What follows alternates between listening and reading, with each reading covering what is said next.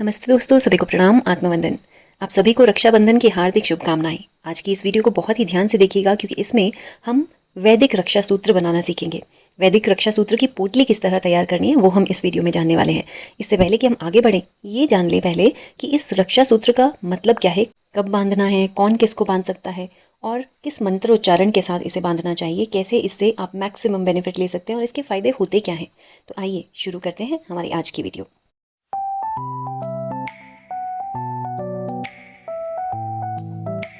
कई सारी पौराणिक कथाएं हैं जो हमें इस रक्षा सूत्र के बारे में बताती हैं। एक कथा कहती है कि महाभारत के समय, जिस समय श्री कृष्ण का सुदर्शन चक्र से अपनी ही उंगली में चोट लग गई थी, उस समय द्रौपदी ने अपनी साड़ी का एक छोटा सा टुकड़ा फाड़कर उनकी उस उंगली में बांधा था। ऐसा प्यार देखते हुए श्री कृष्ण ने उनसे उस समय वादा किया था कि मैं हमेशा तुम्हारी रक्षा करूंगा। और इसी को लेकर आगे की कहानी आप सभी जानते हैं। दूसरी कहानी देवराज इंद्र और शची की।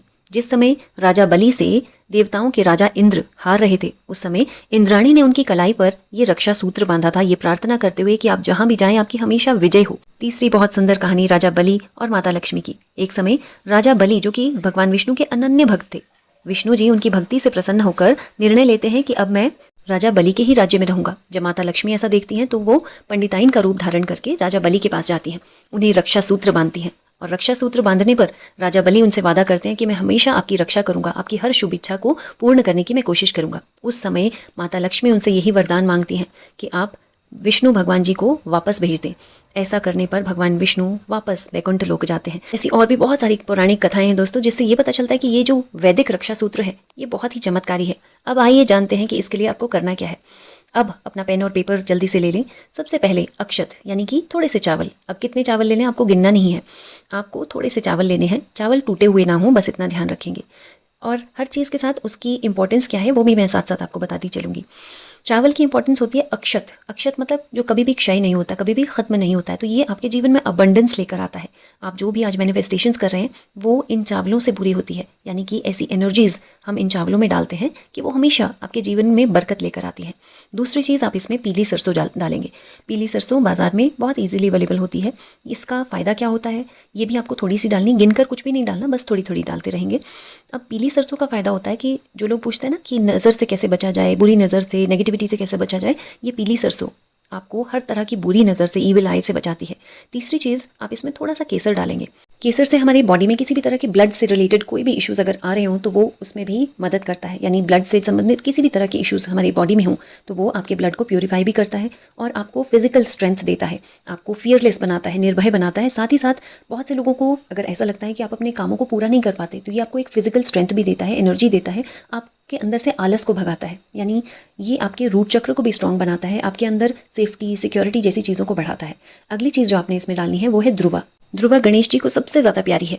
ये हमारी बुद्धि को पॉजिटिव बनाता है, हमारे माइंड को हमेशा पॉजिटिविटी की तरफ लेकर जाता है। साथ ही साथ आपको माइंड से रिलेटेड कोई भी अगर समस्याएं हैं, जैसे बहुत से लोगों को मेमोरी लॉस की समस्या होती है, माइंड से रिलेटेड, याददाश्त से रिलेटेड, या नेगेटिविटी बहुत ज़्यादा रहती है, तो ये आपके माइंड को बहुत पॉजिटिव करता है। साथ ही साथ ध्रुवा का मतलब लाइफ में अबंडेंस से भी होता है। गणेश जी को इसीलिए ध्रुवा चढ़ाई जाती है क्योंकि वो ध्रुवा से बहुत ज़्यादा प्रसन्न होते हैं और इसका इंपॉर्टेंस हमारे जीवन में अबंडेंस से भी होता है। जिसे भी ये रक्षा सूत्र बांधा जाता है, ये ध्रुवा उसकी लंबी उम्र के लिए बांधा जाता है।